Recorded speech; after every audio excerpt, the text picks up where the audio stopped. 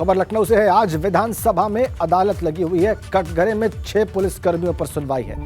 विशेषाधिकार हनन और सदन की अवमानना का मामला है इन 6 पुलिसकर्मियों पर, और ये 2004 का मामला है और इस पर विधानसभा में सुनवाई हो रही है। प्रतिपक्ष ने भी इसका स्वागत किया है। जो मुख्य सचेतक है समाजवादी पार्टी के मनोज पांडे, उन्होंने इसका स्वागत किया है। विधानसभा अध्यक्ष के इस नए स्टेप का उन्होंने अभिनंदन किया है। 6 पुलिसकर्मियों पर सुनवाई हो रही है कटघरे में खड़ा करके विधानसभा में। विशेषाधिकार हनन और सदन की अवमानना का मामला है 2004 का, साल 2004 का इन पुलिसकर्मियों पर। संख्या इनकी 6 और अगर अपराध साबित हुए तो ये जेल जा सकते हैं।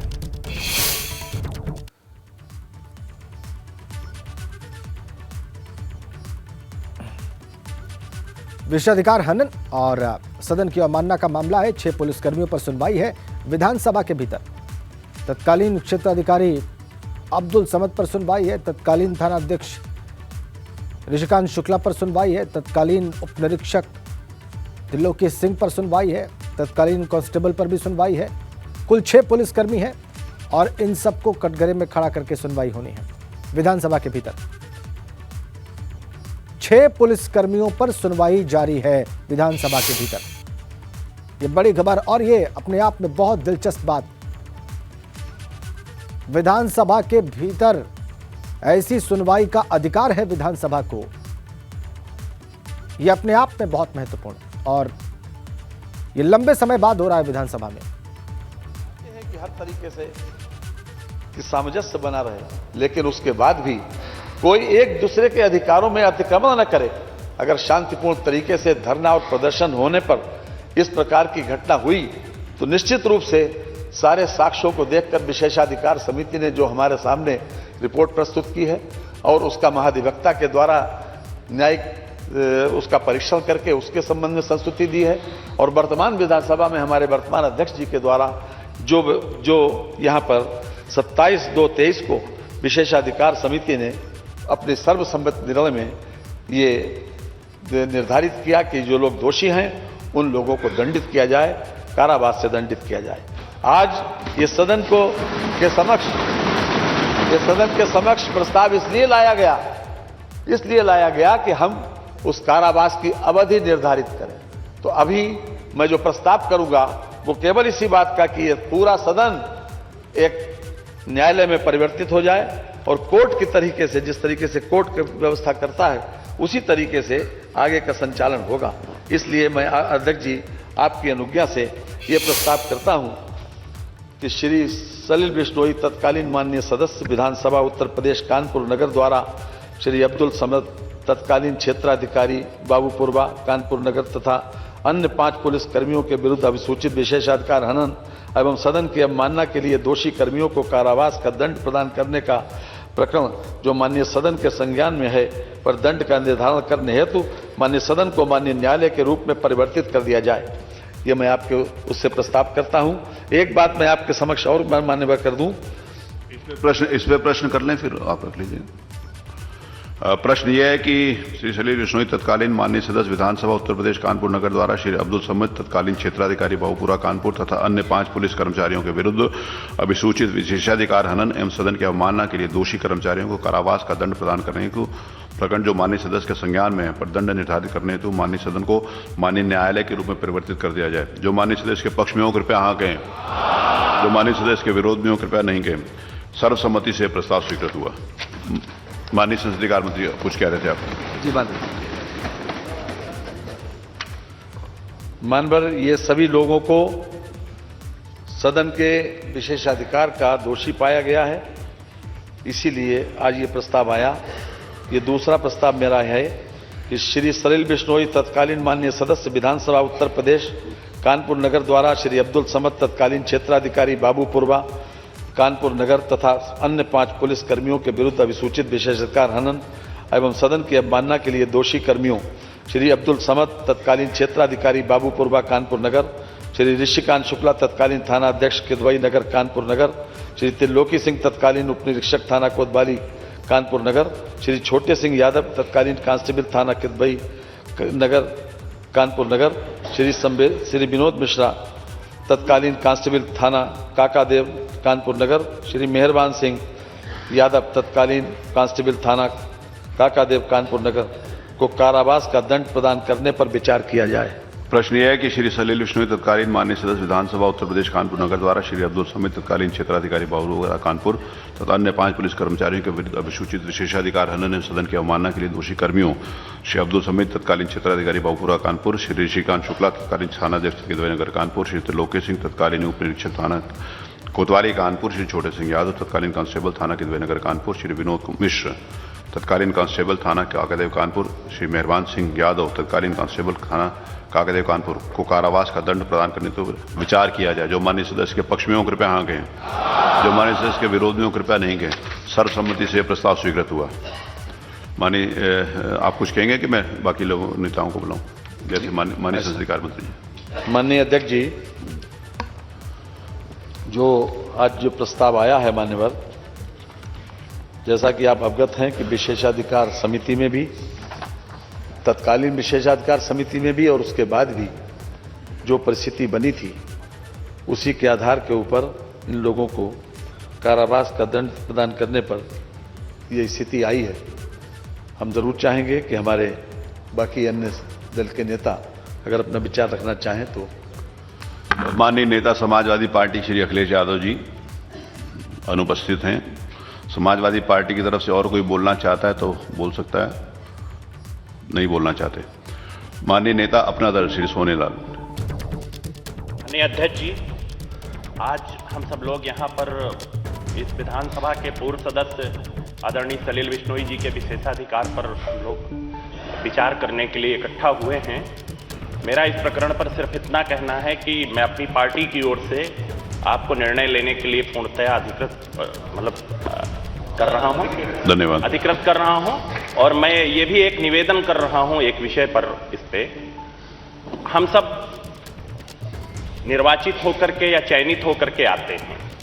हमारे लिए जो विशेषाधिकार का विषय है, इसमें एक निवेदन जरूर मैं आपसे करूंगा कि आजकल मैं एक सदस्य के रूप में आपसे कह रहा हूं, भाषाई जो आदान प्रदान अधिकारी। चलिए उसके ऊपर विशेष चर्चा करेंगे, अभी नहीं, ये प्लेटफॉर्म नहीं है। श्री नेता राष्ट्रीय लोकदल श्री बाल्यान जी, श्री बाल्यान जी बोलना चाहते हैं?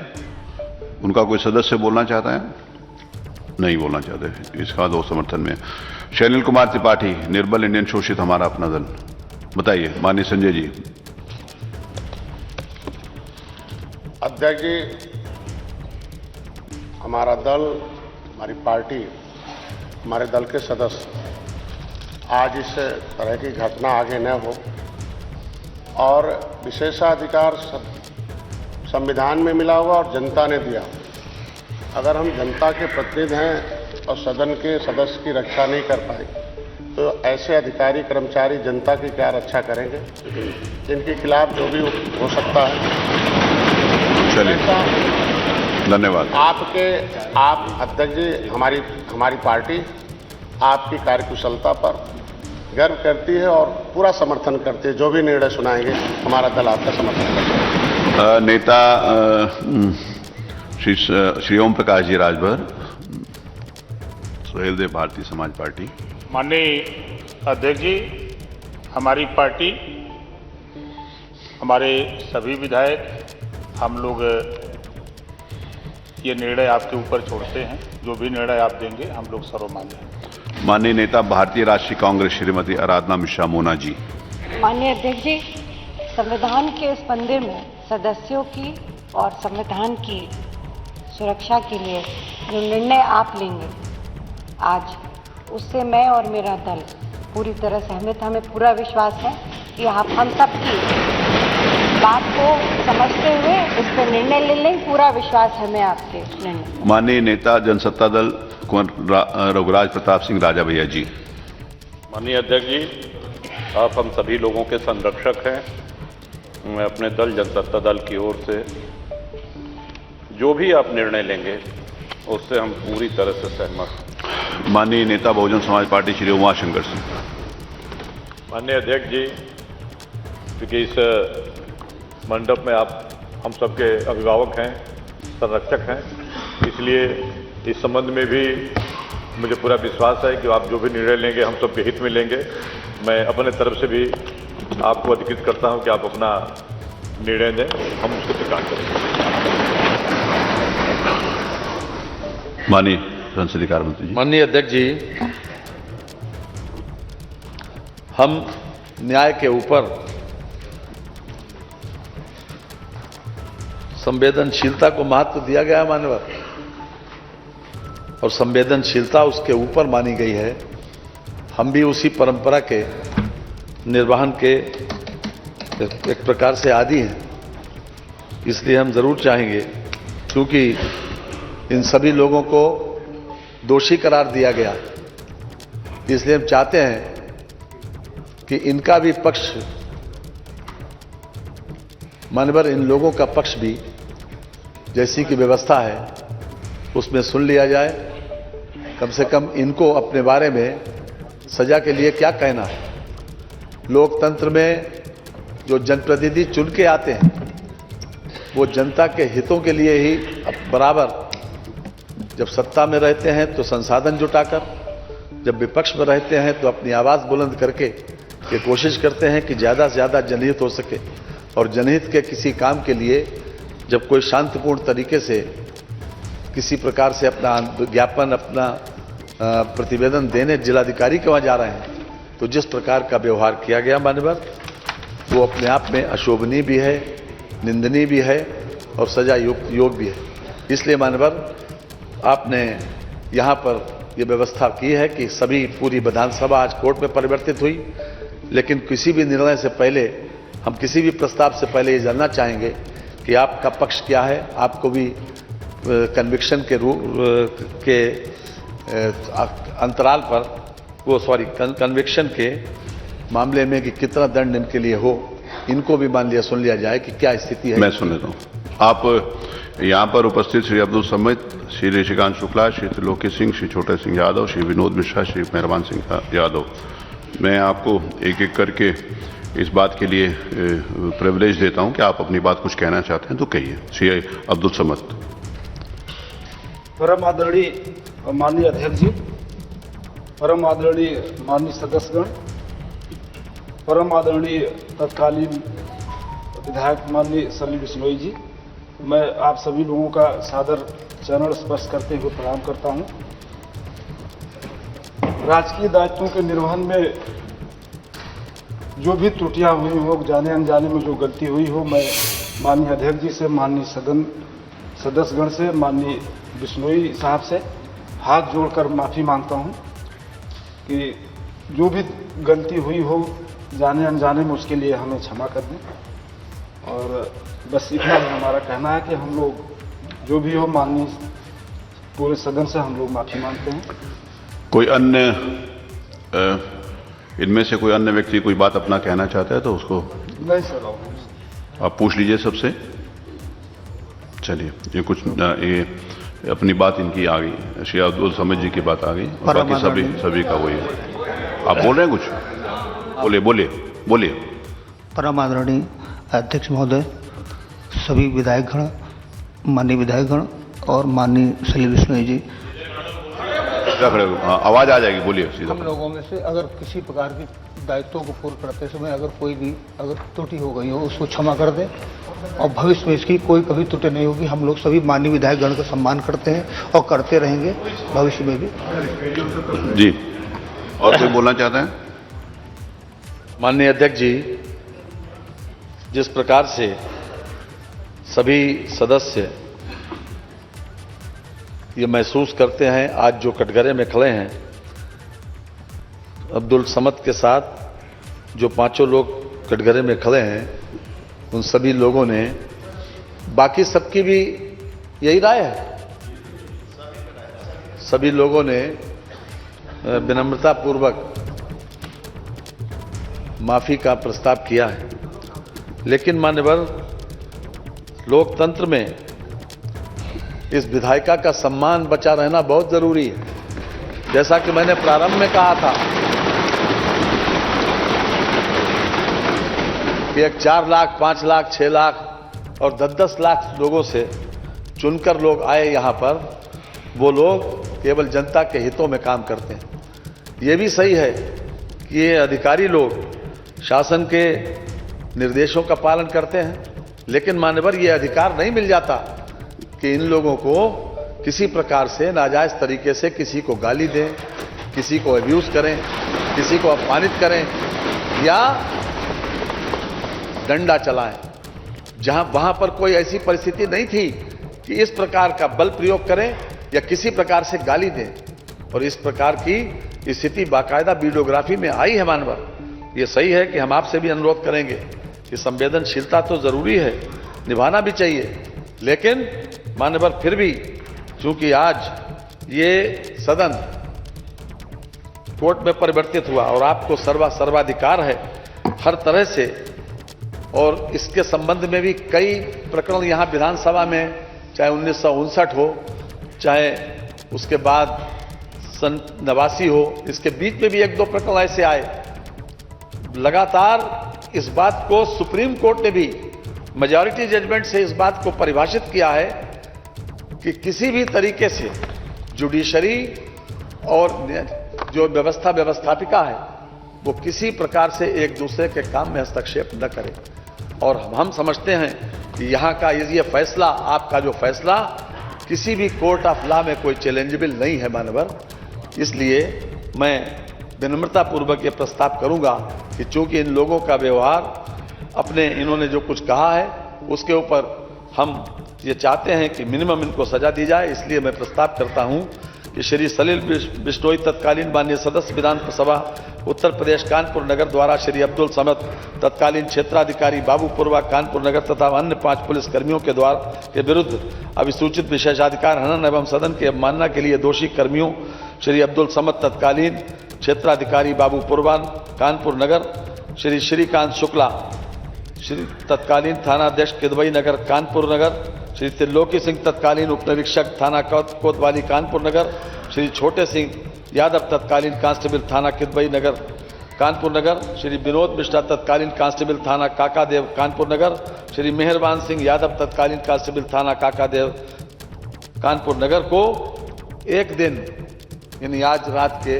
12 बजे तक दिन का कारावास की सजा दिया जाए।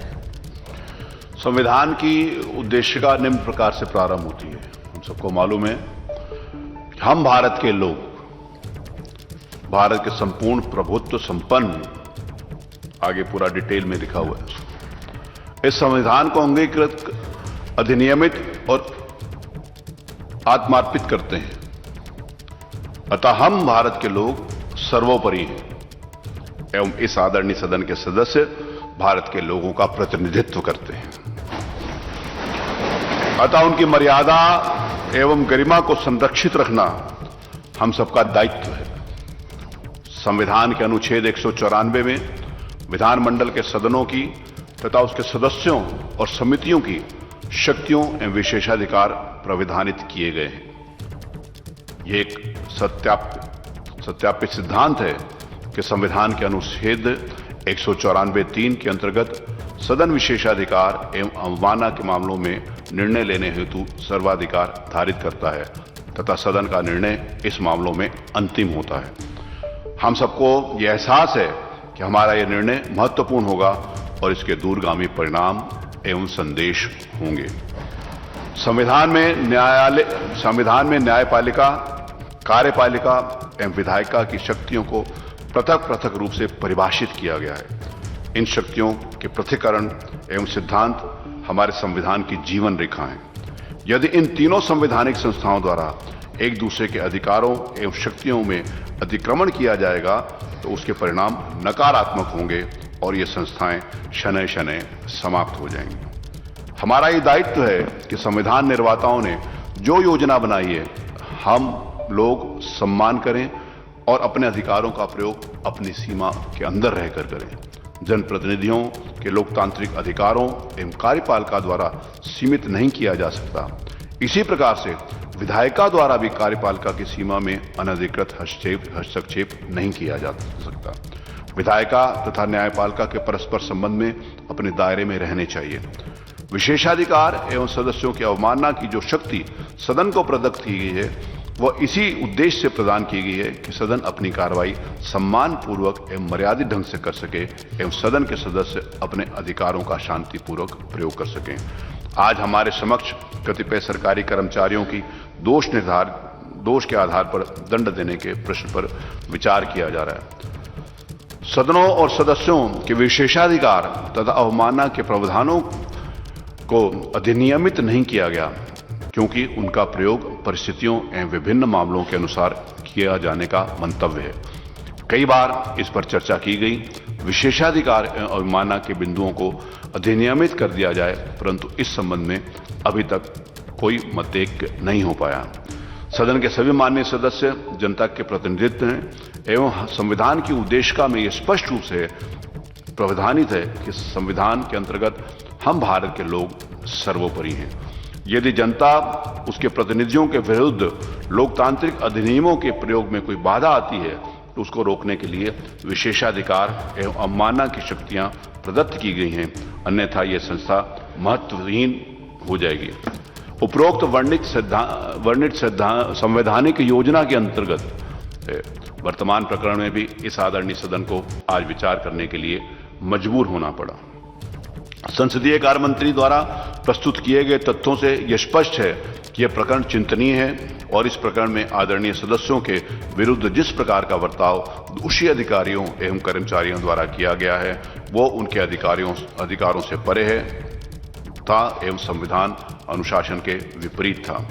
दोषी अधिकारियों के आचरण के कारण ही विशेषाधिकार समिति द्वारा ये संस्तुति की गई कि उनको दंड दिया जाए। विशेषाधिकार एवं सदन के सदस्यों की अवमानना की शक्तियां विशिष्ट एवं वृहद हैं।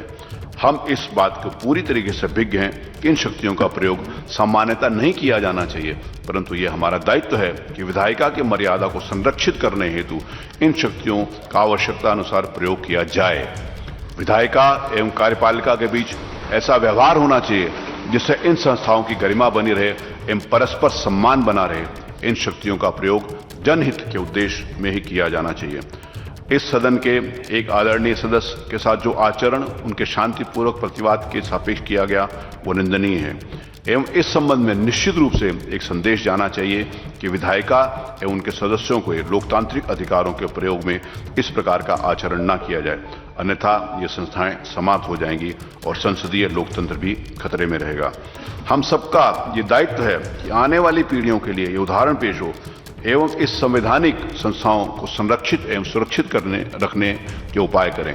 सरकारी नौकरियों में जो लोग कार्य करते हैं उन्हें भी इस बात का एहसास होना चाहिए कि उनके भी संवैधानिक दायित्व हैं जिनकी लक्ष्मण रेखा है और उसको पार नहीं कर सकते, अन्यथा सीमाओं का उल्लंघन होता रहेगा एवं विधायिका कमजोर होती रहेगी। हमको ये याद रखना चाहिए कि हमारे पूर्वजों ने त्याग एवं बलिदान करके स्वतंत्रता प्राप्त करी है एवं संसदीय लोकतंत्र की प्रणाली को अपनाया है।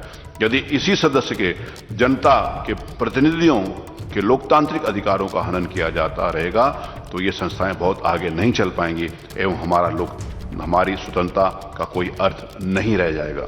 सदन एवं उसके सदस्यों को ये शक्तियां किसी के डराने धमकाने दंडित करने के उद्देश्य नहीं बनाई गई, परंतु इस कारणवश अस्तित्व में आई कि सदनों की गरिमा मर्यादा एवं उनका संवैधानिक महत्व बना रहे एवं संसदीय लोकतंत्र सुदृढ़ हो। शासकीय अधिकारियों को संविधान के अनुच्छेद 311 में कतिपय संरक्षण प्रदान किया गया है, जिसके अंतर्गत यह प्रावधानित किया गया है कि किसी भी व्यक्ति को जो संघ या सिविल सेवा या अखिल भारतीय सेवा या राज्य की सिविल सेवा का सदस्य है उसको सुनवाई का अवसर दिया जाना चाहिए एवं विधिवत जांच के उपरांत ही सेवा से हटाया जा सकता है अथवा पदच्युत किया जा सकता है।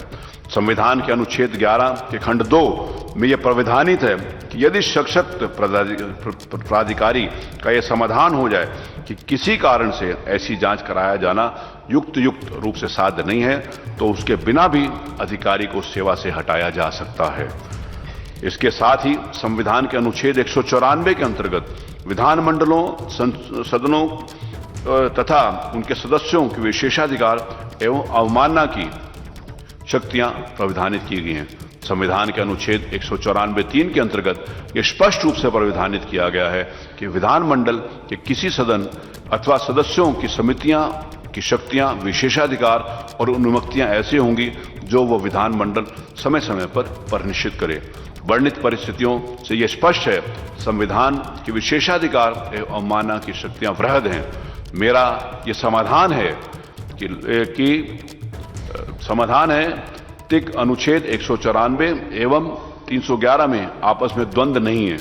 अनुच्छेद 311(2) के अंतर्गत बिना जांच के किसी भी अधिकारी को सेवा में अवमुक्त किया जा सकता है तथा 194 के अंतर्गत जो शक्तियां विधानमंडल को प्रदत्त हैं उसके तहत सेवा संबंधित जो दंड उनको कारावास अथवा संबंधित दंड विधानमंडल द्वारा दिए जाते हैं उनको 311(2) के अंतर्गत माना जाएगा। इसके अतिरिक्त यह भी अवलोकनीय है कि विशेषाधिकार समिति द्वारा दोषी अधिकारियों को सुनवाई का पर्याप्त अवसर दिया जा चुका है। अतः यह नहीं कहा जा सकता इस मामले में नैसर्गिक न्याय के सिद्धांतों का अनुपालन नहीं किया गया। चूंकि विशेषाधिकार समिति द्वारा वृहद जांच की जा चुकी है, अतः अनुच्छेद 311 में निहित नैसर्गिक न्याय के सिद्धांतों का अनुपालन भी सुनिश्चित किया जा चुका है। अनुच्छेद 311, अनुच्छेद 194 तथा निर्वाचन सामंजस्यपूर्ण नीति से किया जाएगा। अतः शासकीय अधिकारियों के दायित्वों तथा सदन की विशेषाधिकार समिति व सदस्यों की अवमानना की शक्तियों के मध्य में कोई द्वंद्व नहीं है, वरन एक दूसरे का परस्पर सम्मान एवं उनकी सेवाओं का आदर किया जाना चाहिए। उत्तर प्रदेश विधानसभा की प्रक्रिया तथा कार्य संचालन नियमावली 1958 के अंतर्गत बनाए गए नियमों के अनुसार सदन द्वारा विशेषाधिकार हनन हेतु अथवा सदस्य की अवमानना हेतु निम्नलिखित दंड दिए जा सकते हैं। उत्तर प्रदेश विधानसभा की विशेषाधिकार समिति की आंतरिक कार्य प्रणाली नियमावली के परिशिष्ट 2 नियम 73 दंड 1 सदन अथवा विशेषाधिकार समिति की सिफारिश पर निम्नलिखित दंड दे सकते हैं। 1 भर्त्सना, दूसरा शस्त्री, तीसरा सदस्य का निलंबन, चौथा जुर्माना तथा सदस्य का निष्कासन तथा कारावास जिसकी अवधि सदन के प्रस्ताव पर निर्भर है परंतु सत्रावसान या विघटन के उपरांत आगे नहीं बढ़ा जा सकती, और अन्य कोई दंड जिससे सदन अनुच्छेद 194 के उपबंधों के अंतर्गत उचित समझे और ठीक समझे वो भी दंड दिया जा सकता है। उपयुक्त वर्णित प्रावधानों से यह स्पष्ट है कि प्रकरण में कारावास के दंड का भी प्रावधान है जिसकी अवधि अधिकतम सभी के विघटन तक हो सकती है। विशेषाधिकार के उल्लेख एवं अवमानना के संबंध में जो शक्ति प्रदत्त की गई है उसका उद्देश्य गंभीर दंड देने का नहीं वरन उन संवैधानिक संस्थाओं की मर्यादा एवं गरिमा का संरक्षण करना है। संसदीय लोकतंत्र के इतिहास में ऐसे अवसर आए हैं जबकि जनप्रतिनिधियों द्वारा लोकतांत्रिक अधिकारियों के प्रयोग में विरोध उत्पन्न हुए। ऐसी बातों की पुनरावृत्ति न हो तथा जनप्रतिनिधियों के अधिकारों एवं दायित्वों का निर्वहन सुचारू रूप से हो सके, इसी उद्देश्य से संविधान के अनुच्छेद 194 की योजना विरचित है। वर्णित परिस्थितियों एवं तथ्यों एवं विधिक संवैधानिक प्रावधानों के स्थिति में सभी माननीय सदस्यों के मंतव्य को दृष्टिगत रखते हुए मेरा यह मानना है कि प्रस्तुत प्रकरण में विशेषाधिकार समिति द्वारा सभी पाए गए दोषी अधिकारियों को कारावास की सजा दी जाए। मैं माननीय संसदीय कार्य मंत्री द्वारा जो प्रस्ताव किया गया है कि प्रायः एक दिन का मतलब 24 घंटे होता है, लेकिन उन्होंने जो प्रस्ताव किया है मैं उससे सहमत हूं और आज भर के लिए ये एक दिन का आज भर के लिए इम्प्रिजनमेंट की कार्रवाई होगी। यहाँ पर ऊपर विधानसभा परिसर के अंदर ही शुरू से जिस समय विधानसभा बनी थी और कानून के ये व्यवस्था इस बात को ध्यान रखा गया था कि अगर कभी ऐसी परिस्थितियाँ आएंगी तो यहाँ पर ऊपर एक सेल है जहाँ पर जेल का वो प्रावधान है, तो वहाँ पर इन लोगों को नहीं दिया जाएगा क्योंकि सारे जो यहाँ पर उपस्थित हैं इन्होंने माफ़ी मांगी है और इनको उदारतापूर्वक अपनाते हुए, नहीं तो पुरानी जो समिति थी उन्होंने इनके निलंबन का भी प्रस्ताव किया था, इनका वो और बहुत गंभीर दंडों का प्रस्ताव किया था, लेकिन माननीय संसदीय कार्य मंत्री और इस सदन का मंतव्य है क्योंकि इनके आचरण, इनके व्यवहार और उन्हें क्षमा चाहिए, इसीलिए इनको एक दिन का दंड दिया जाता है। मैं प्रश्न ये है कि माननीय सलील बिश्नोई तत्कालीन सदस्य माननीय विधानसभा उत्तर प्रदेश कानपुर नगर द्वारा। माननीय अध्यक्ष जी, मैं कुछ निवेदन करना चाहता हूं। जी। विशेषाधिकार समिति के संस्कृतियों के अनुसार इनको तलब किया गया है। यहाँ पर प्रताड़ना भी एक तरीके से आने के बाद वो महसूस ही कर रहे होंगे, अनुभव कर रहे होंगे। हमारी एक संसदीय परिपाटी बहुत गरिमामयी है और उदारतापूर्वक उसका संचालन होता है, तो मैं अनुरोध करना चाहता हूं आपसे कि इन्हें सायंकाल की जगह पर कुछ घंटे बैठने की, 1 घंटे या देने की, या उसमें यदि मुझे अपनी बात कहने में मेरा यह अनुरोध होगा कि हमारे